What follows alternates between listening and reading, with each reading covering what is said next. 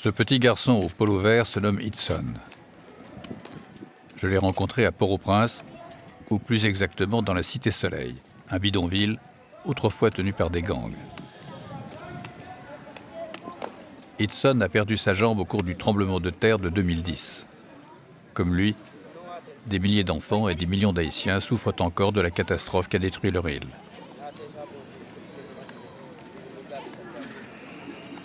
Je l'ai suivi pendant des semaines. J'ai filmé ses débrouilles et ses jeux. Mais en vivant près de lui et de son entourage, j'ai découvert des faits terribles que les organisations étatiques ou humanitaires passent sous silence.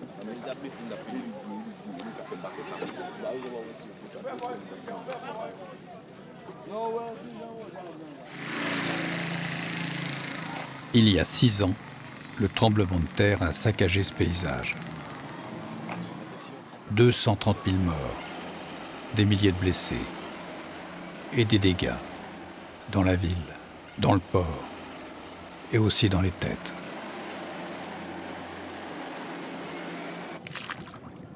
Aujourd'hui, tout est presque normal, comme avant. La plupart des ruines ont été enlevées. Les images de la rade de Port-au-Prince semblent immuables et bien représentatives d'un pays qui, par beaucoup d'aspects, n'a pas évolué depuis la fin du XIXe siècle.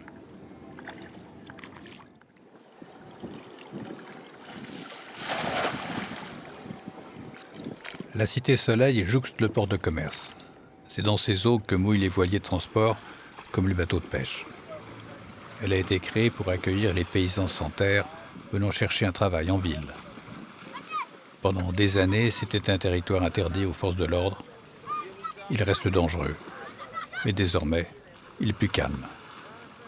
Comme tout le bas de la ville, il est submergé par les ordures. Des tas d'immondices qui cachent quelquefois les corps d'êtres humains.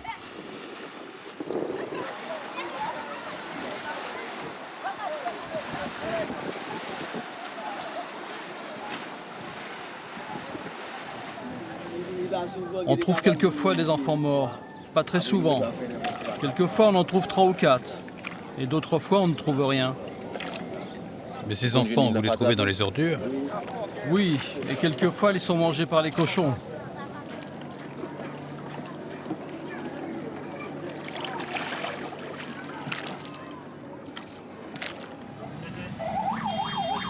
Chaque soir, les ambulanciers, prévenus par un appel téléphonique ou par un passant, commencent leur macabre tournée.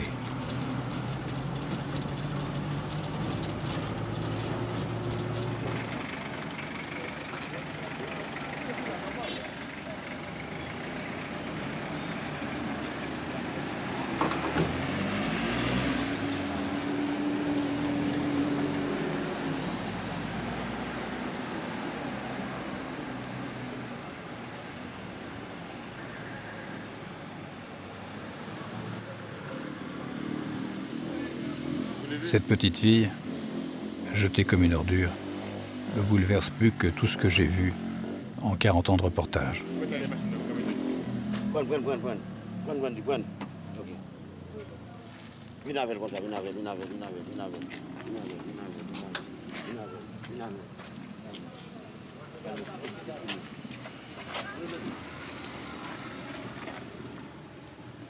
Il n'y aura pas d'enquête, ni même d'inscription dans un registre quelconque.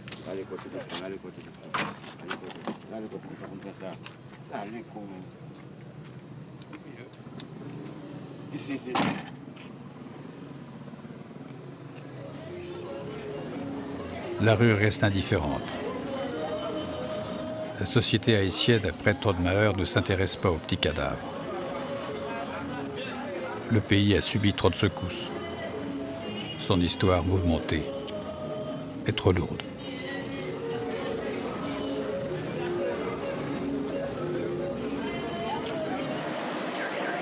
Cette tour, la tour Aristide, prévue pour célébrer le 200e anniversaire de l'indépendance, n'a jamais été terminée.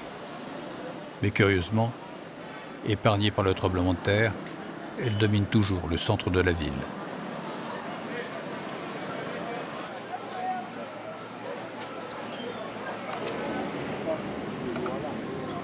À ses pieds, Des dizaines d'enfants abandonnés dorment, vivent, jouent. Leur nombre a brutalement augmenté après le séisme.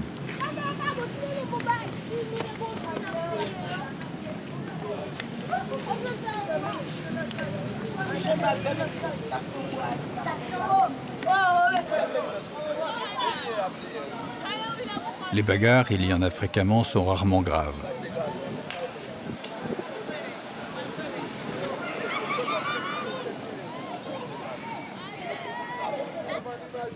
Pour vivre, ils sont mendiants, trient les ordures, quelquefois se prostituent. Ils partagent tout.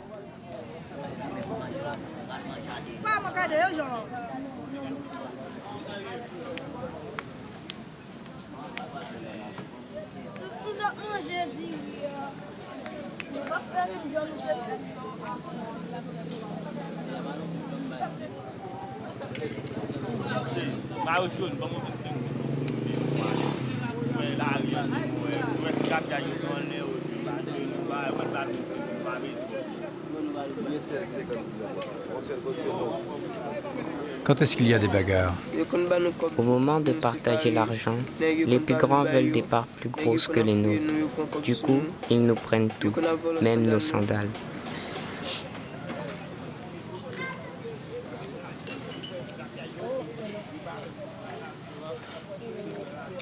Tu as encore tes parents?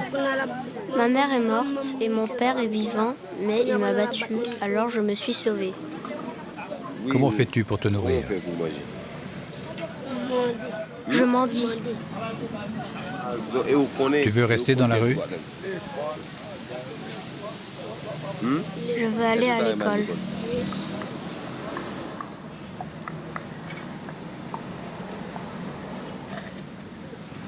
Toi aussi, tu as encore tes parents? Oui, Tu vas les voir quelquefois? le dimanche. Tes parents, ils sont d'accord pour que tu vives dans la rue? Non, Ils n'essaient pas de te retenir?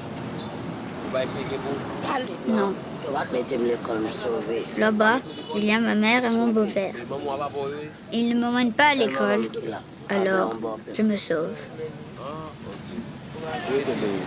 Il y a longtemps que tu vis dans la rue? Oui, ça fait 2 ans. Pourquoi es-tu venu ici? Ma mère n'a pas les moyens de s'occuper de moi. Tu penses quelquefois à l'avenir? Oui, Qu'est-ce que tu veux faire plus tard? je voudrais être sénateur ou député. Un monde dur. Les enfants s'entraident, s'unissent pour se protéger. Mais malheur aux plus pauvres parmi les pauvres. Il s'appelle Richie l'infirme. Lui aussi, je vais le suivre et assister à ses tourments. Qu'est-ce qui lui arrive? Richie, c'est une infirme là. On lui a volé son fauteuil. C'est pour cela qu'il s'était assis ici là, qu'il ne pouvait plus bouger, il ne pouvait y aller nulle part là.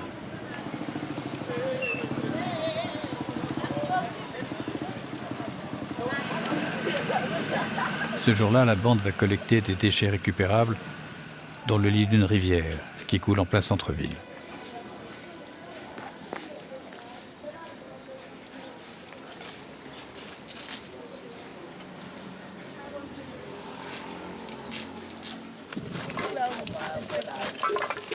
Je vais faire peser le sac quand il sera plein.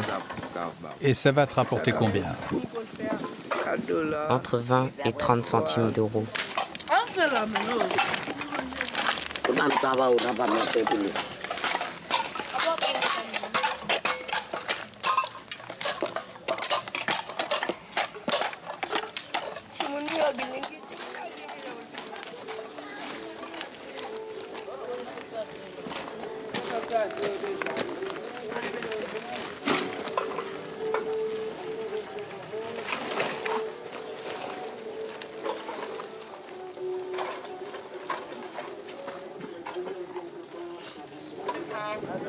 La grande décharge se trouve à la sortie de la ville.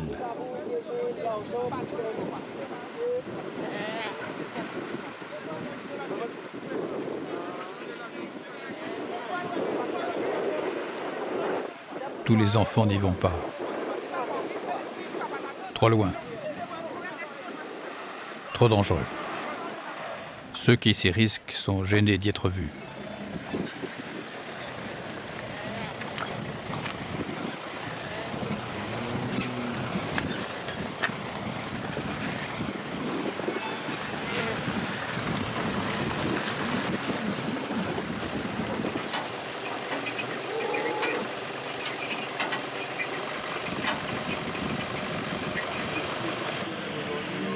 Après la collecte, et une fois leurs sacs vendus, les enfants vont se laver.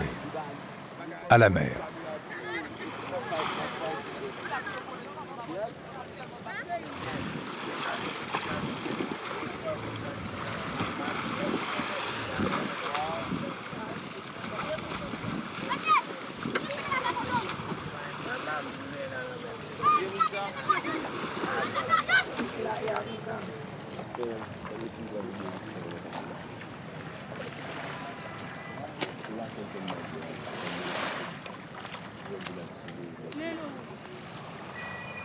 Hitson nage, lui aussi.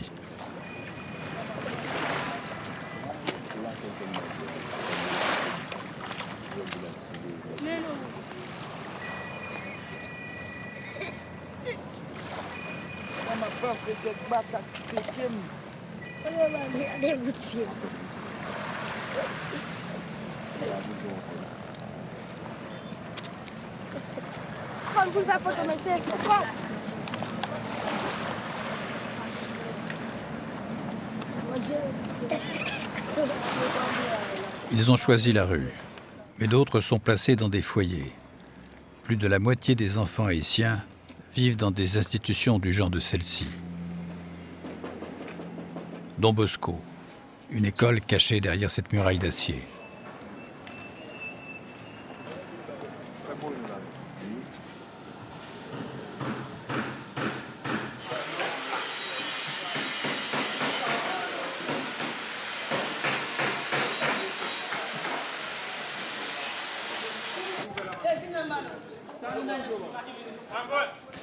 L'école reçoit 150 pensionnaires, mais elle assure aussi un accueil libre pour les enfants des rues qui souhaitent se restaurer ou passer une nuit dans ses murs.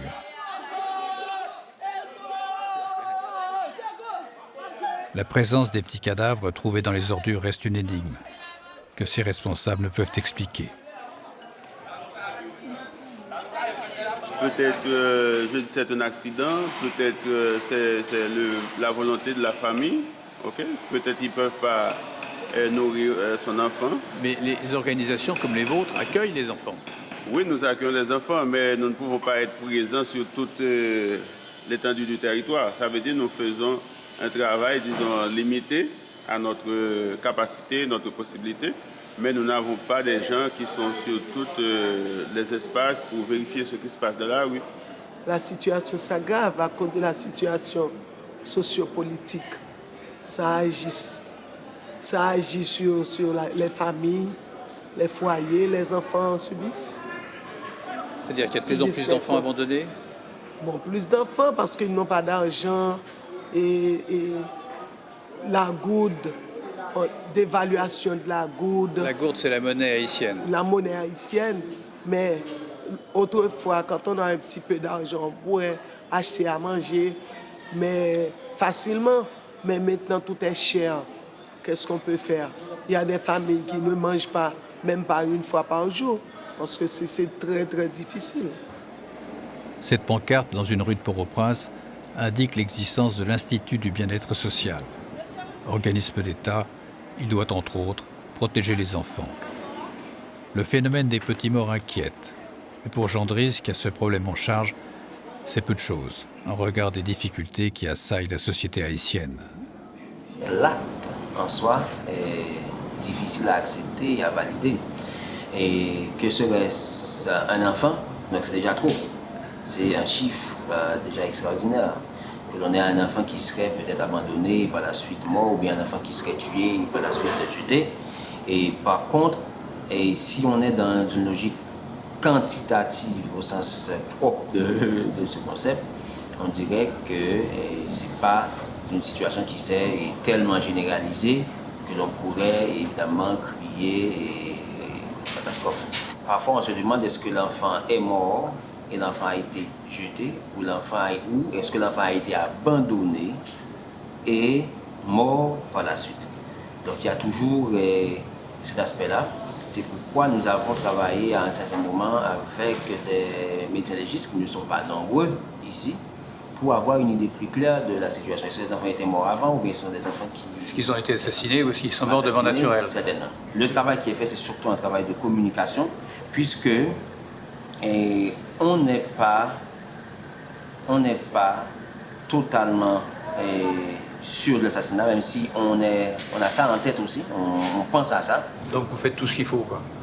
De notre côté, sans dire que tout est parfait, on est dans la perfection, non, mais nous faisons, dès que le bien-être social est informé de cette situation, tout le système est mis en place pour pouvoir apporter une réponse à ce cas. Près de l'hôpital central de Port-au-Prince, la misère éclate.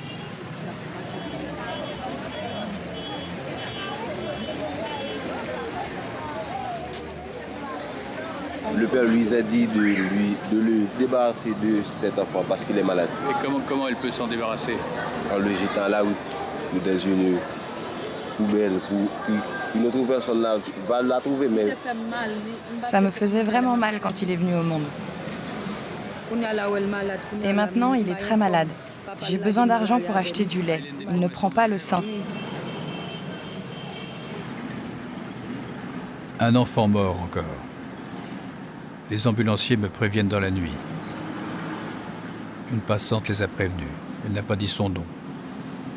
Le corps est, paraît-il, tout près de l'hôpital.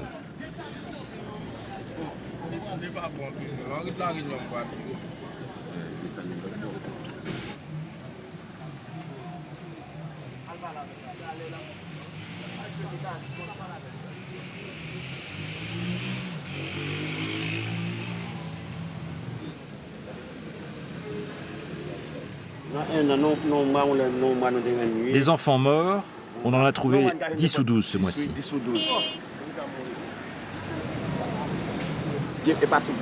Ici, c'est un endroit très fréquenté. On trouve régulièrement des cadavres qui y ont été déposés. On ne prévient pas la police, même si le corps est abîmé. On ne prévient la police que si l'enfant a été tué par balle.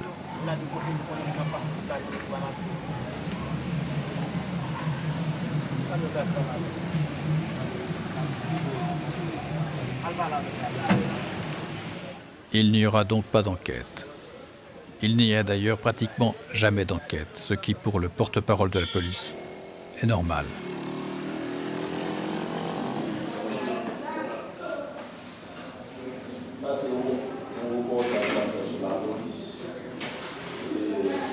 Une découverte de cadavres dont les causes n'ont pas été déterminées.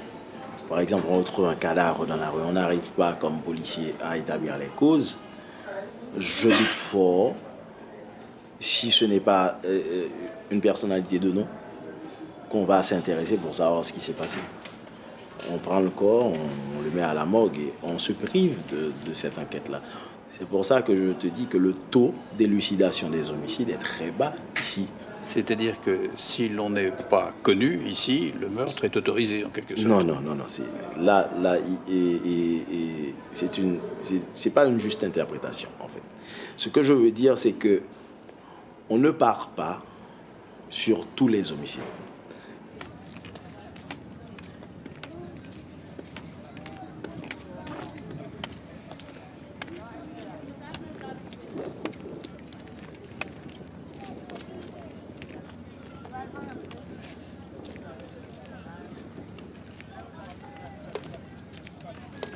T'aimerais être marin?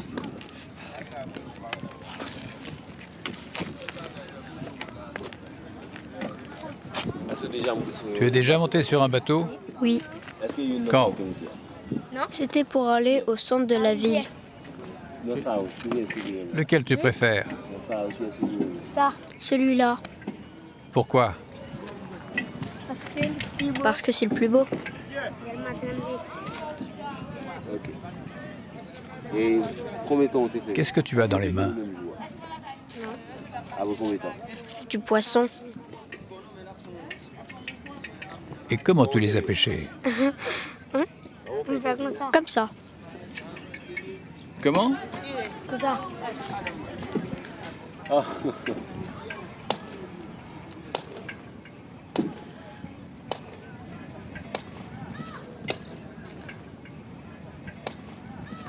J'ai décidé ce jour-là, en le voyant claudiquer, entouré par ses copains, de trouver un moyen de l'appareiller. Je savais que de nombreuses associations de bienveillance pourraient l'aider. Celle-ci se trouve près du port. À la différence de Don Bosco, elle accueille tout à fois les enfants des rues et ceux qui souffrent d'un handicap. C'est à la fois une école et un centre de soins. Hudson, pour l'occasion, était retourné voir sa famille. C'est donc accompagné par sa sœur et habillé de son meilleur pantalon qu'il est arrivé. Pas de béquille, une nouvelle fois volée ou oubliée. Alors il sautille, aidé par mon guide.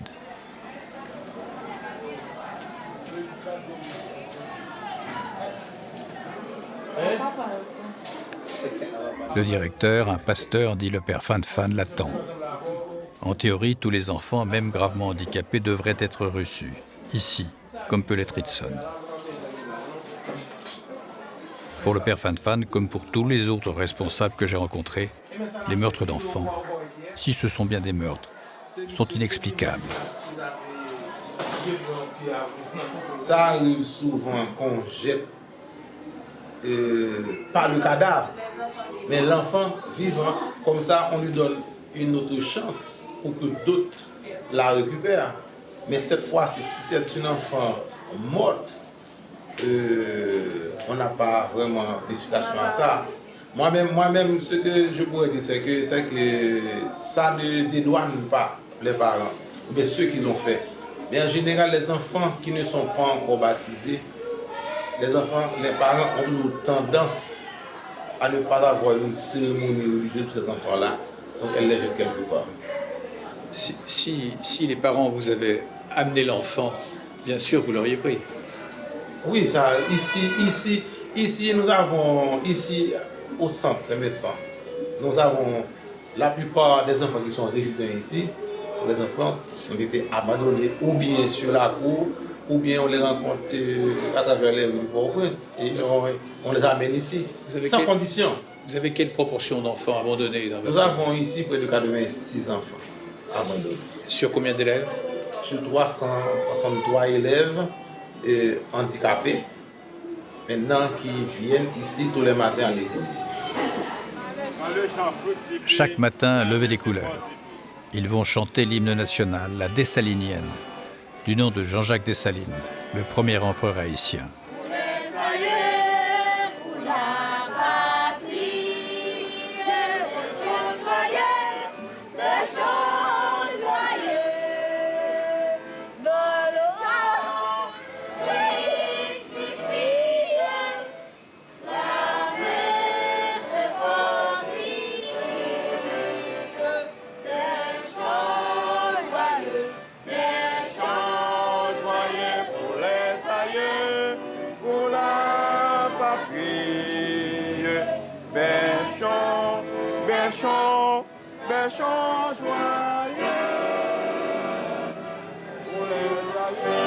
Il y a des vedettes, des stars. Ainsi cette jeune fille, sans bras.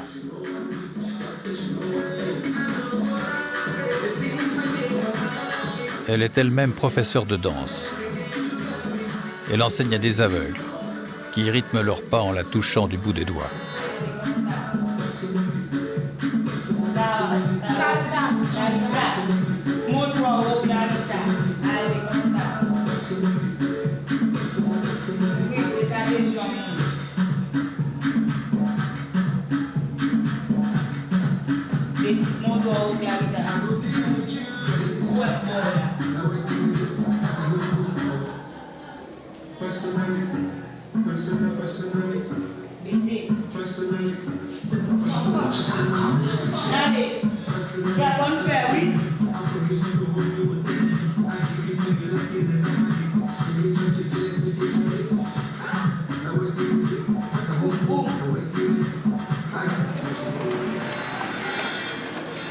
Le jour même, et pour la première fois, un médecin examine le moignon du petit garçon. Ma présence est sans doute pour beaucoup dans la rapidité des soins. Et puis j'ai donné un peu d'argent.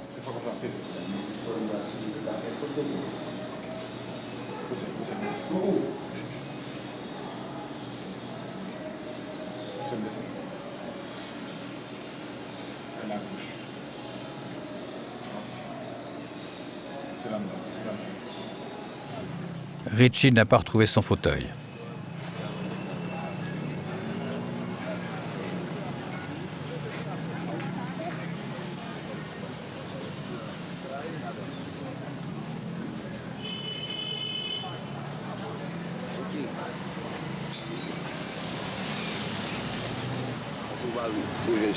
Toujours rien? Comment a-t-il fait pour venir ici? C'est moi qui l'ai porté sur mon dos. C'est toi qui le portes? Oui, c'est moi qui le porte.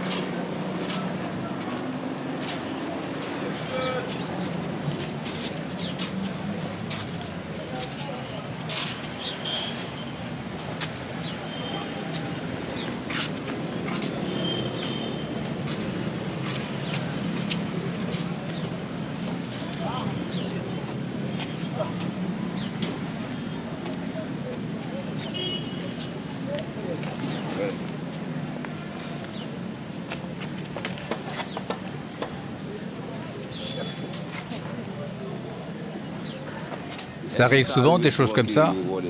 Non, ça n'arrive pas souvent. C'est même la première fois qu'on lui fait un truc comme ça.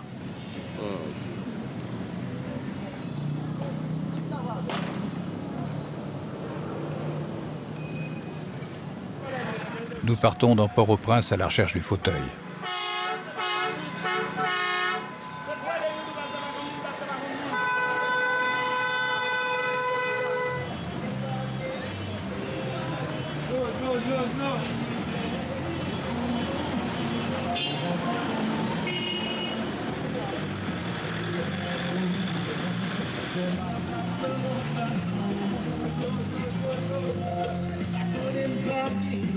Nous trouvons des fauteuils, mais pas le bon. Il faut chercher encore. Oui, l'autre endroit que je te dis, il s'appelle au côté de la cathédrale. Il y a une marché là, il vend beaucoup de choses. Des cellulaires, des habits, des fauteuils. Mais ça a été volé, tout a été volé. Beaucoup d'entre eux. Pas tout, mais beaucoup d'entre eux.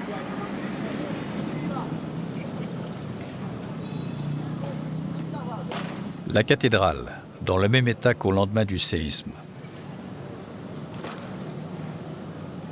Tellement de Ricard Michel, ou pas Michel? Michel, ça a été dans la prison. Allez.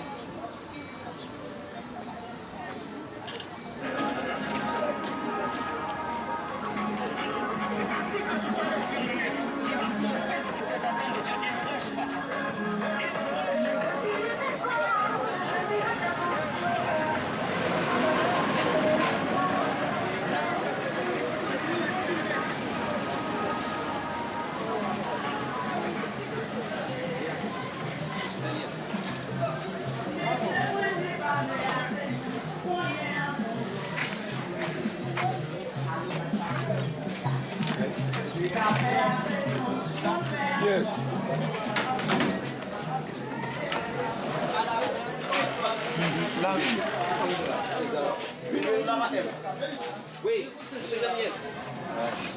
Oui, monsieur Daniel. Ok, voilà il. Finalement, je demande les prix. Pas mal.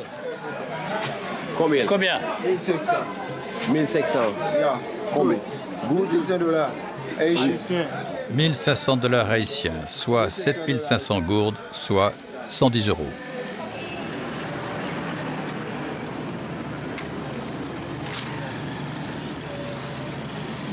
Depuis le séisme, la population a en partie abandonné le bord de mer. Le mouvement avait commencé à la fin du siècle dernier. Il s'est amplifié depuis le tremblement de terre. Ce terrain nu, rasé, c'est le futur centre-ville. Tout ce qui restait des bâtiments anciens a été abattu. Ici s'installera, selon les concepteurs du projet, le nouveau Port-au-Prince. Mais les travaux stagnent et les gravats demeurent.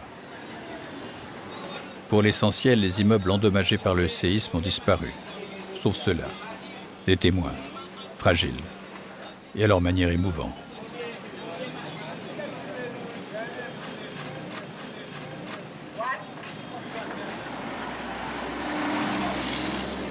Quelques rares bâtiments modernes tranchent de la grisaille. En majorité, ils sont construits par des entreprises étrangères, surtout chinoises. C'est vrai pour ce ministère ou pour la Cour de cassation. La future ambassade de France, elle, sera érigée par des entreprises canadiennes et surtout françaises. La ville a quitté le rivage et la population grimpe les collines. Terrain raviné pour les plus pauvres, verdoyants et calmes pour les nantis. Une certaine opulence dénonce même un train de vie élevé du côté de Pétionville, à 7 km du centre. Même ici, les dirigeants haïtiens sont jugés sévèrement. Et comment vous voyez les choses? Vous pensez qu'en bas, ça peut évoluer, que les choses peuvent se remonter un petit peu? Chaque gouvernement qui vient, c'est encore pire que le dernier qui est passé, alors on ne sait pas. Le problème, c'est que chaque gouvernement qui monte au pouvoir, ils mettent l'argent dans leur poche. Il faut pas mettre ça, non? Ah bah, mais ils mettent l'argent dans leur poche au lieu d'aider le gouvernement, aider le peuple. Ça veut dire qu'il y a des infrastructures à faire. Le lendemain, mon guide me prévient qu'un nouveau cadavre a été trouvé, lui aussi tout près du port, dans un égout. C'est un enfant. Il avait 2 ou 3 ans. Et cette fois, la population est choquée.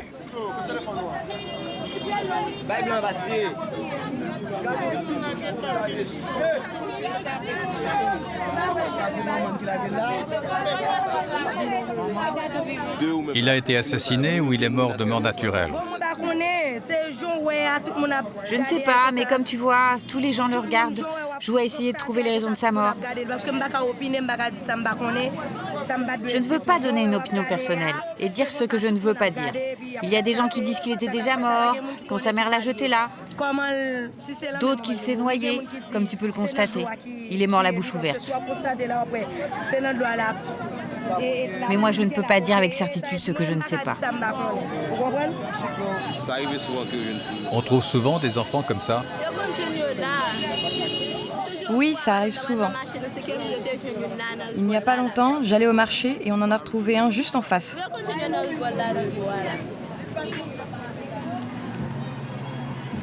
Les corps des petits-enfants retrouvés dans la rue sont conservés à la morgue. 2 ou 3 fois par semaine, les ambulanciers se rendent dans les cimetières de la ville pour les inhumer. Il n'y a pas de cérémonie. Les corps sont conservés dans ces cartons.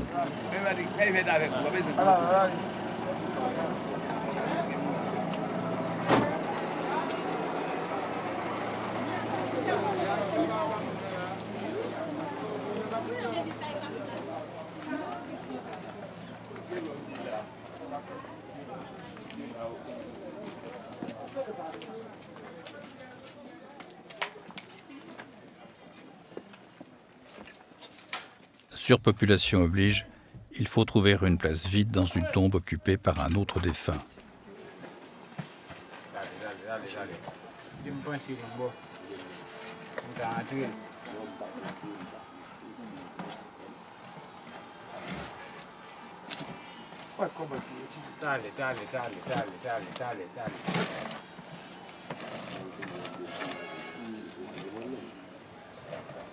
On va distribuer.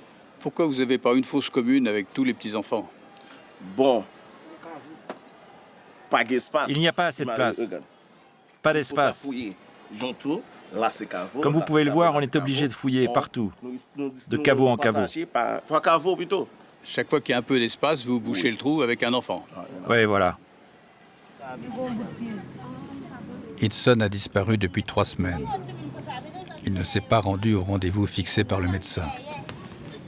Je demande l'aide de 2 garçons qui connaissent l'endroit où vit sa famille. Il y est peut-être.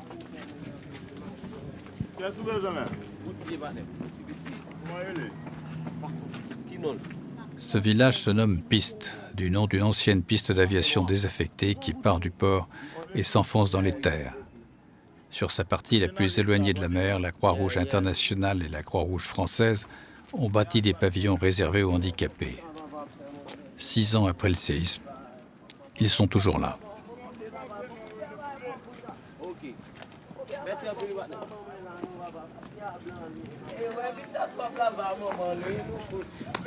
Le voici. Il est en train de faire la lessive avec sa maman. Ah. Oui, ça est maman. Elle, c'est sa maman. Bonjour. Bonjour. Côté avec la maman. Il y a un mois qu'on le cherche. Dieu soit loué, il t'avait montré sa maison. J'ai marché vraiment très longtemps pour qu'on le retrouve, cet handicapé. C'est moi qui l'ai mis en contact avec le blanc. J'ai tout de suite vu qu'il cherchait Hudson. Il est sérieux, il aide sa maman à faire la lessive, tranquillement.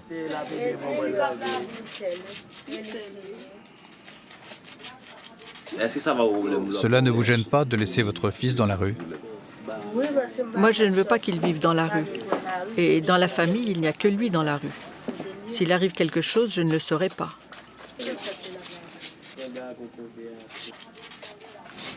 Pourquoi veut-il partir d'ici? Il n'y a que lui qui le sait. On ne le bat pas, on ne le frappe pas, et on ne s'en sert pas comme d'un domestique. On ne lui fait subir aucune misère. Est-ce que vous avez vu un docteur pour la jambe de votre fils? Non, je ne l'ai pas fait, parce que je n'ai pas d'argent. Hudson m'a dit qu'il voulait retourner au dispensaire où vous l'aviez emmené, mais qu'il ne vous avait pas vu. Je voudrais le mettre dans un centre pour handicapés, où il pourra trouver une école et un toit pour dormir. Il faudrait que ce soit un centre fermé pour qu'il ne puisse pas se sauver. Et toi, tu es d'accord pour retourner à l'hôpital?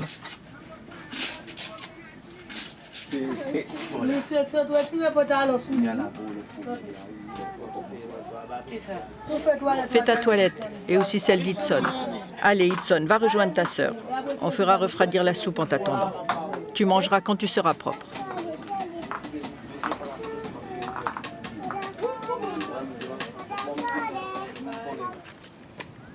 Avant le bain, un peu de foot, son sport favori.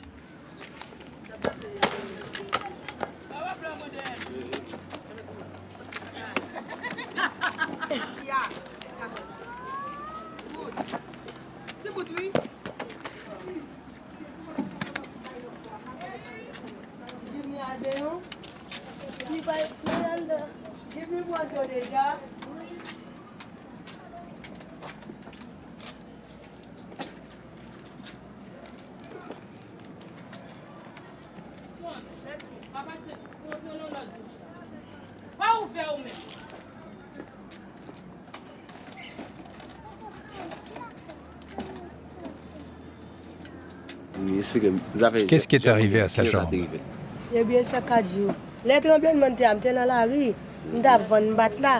Ça s'est passé quand je travaillais dans la rue. Je vendais de la marchandise dans le centre-ville. Arrivé chez moi, j'ai vu que la maison était déjà effondrée. Je n'ai pas vu Hudson. Je ne savais pas s'il était dans la rue ou s'il était mort. Comme la maison était grande, je la louais à des locataires. Et eux, je les ai tous trouvés morts. Certains étaient coupés en deux.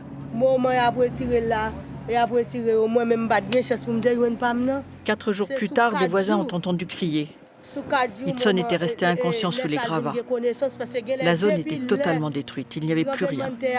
On a été obligé de se réfugier dans un endroit un peu éloigné. À l'époque, Hudson avait à peine 4 ans. Il avait passé 4 jours sous les décombres. Nous partons pour l'hôpital.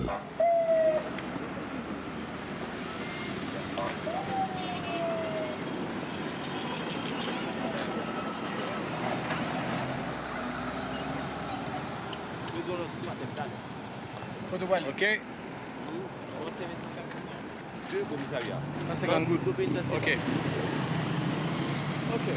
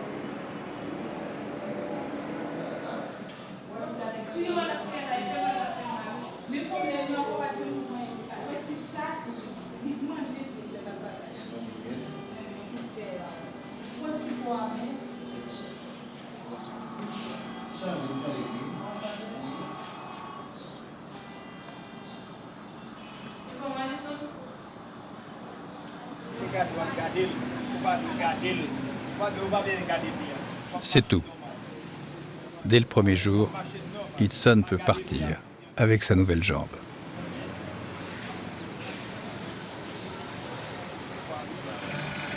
Dur, l'apprentissage dans les rues de Port-au-Prince.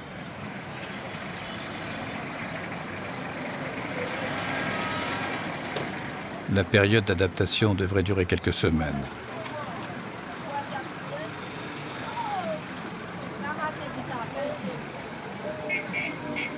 Ça va?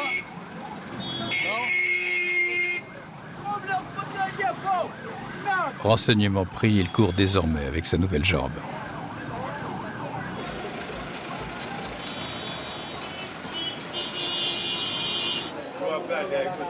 Finalement, nous nous décidons pour un fauteuil.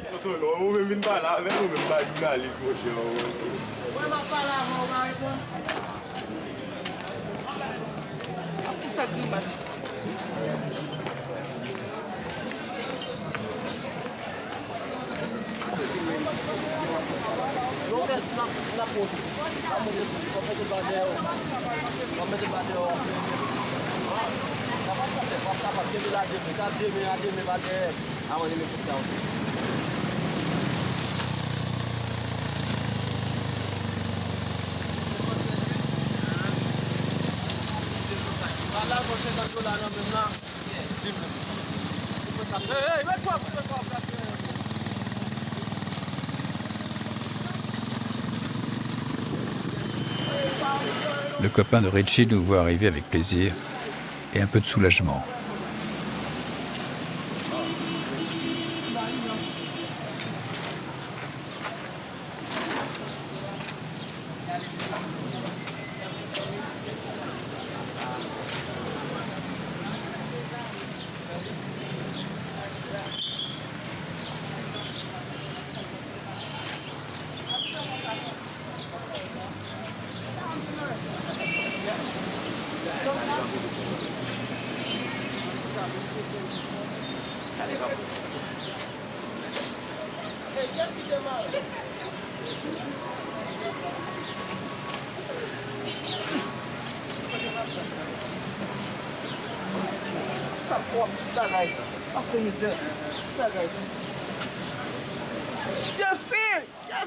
Pas manger. Ça va. Ok. C'est faible. Voilà, mais moi, petit poussel. Il est fait, l'éternel. Il est fait. Café. Voilà, voyez si on peut la faire. C'est là, non, problème. Café. Non, non. Allez, Il semble avec Marie, lui.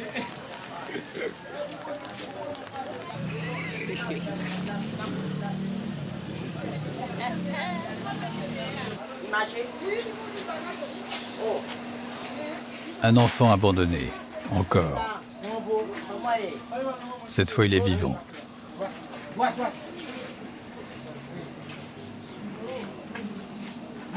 La camionnette est garée tout près du centre Saint-Vincent.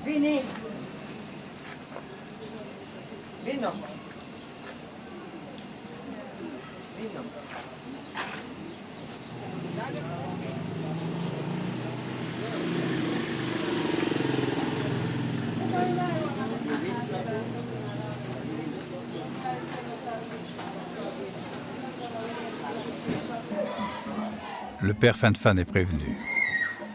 L'association prendra l'enfant en charge.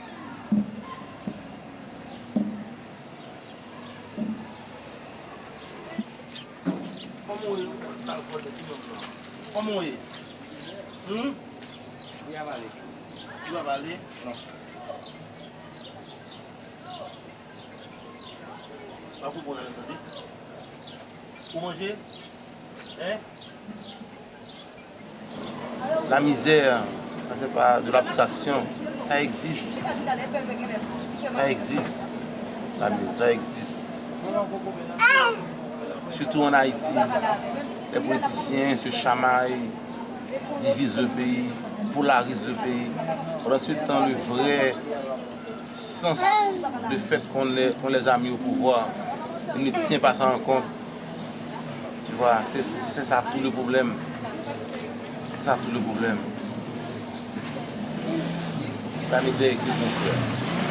La misère existe.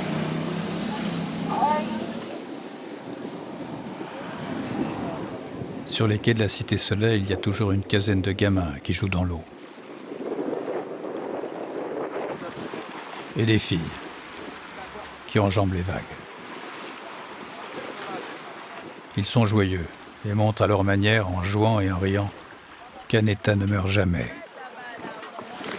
Haïti, un jour, oubliera peut-être le séisme pour redevenir la perle des Antilles, le surnom qu'elle portait autrefois, il y a très longtemps.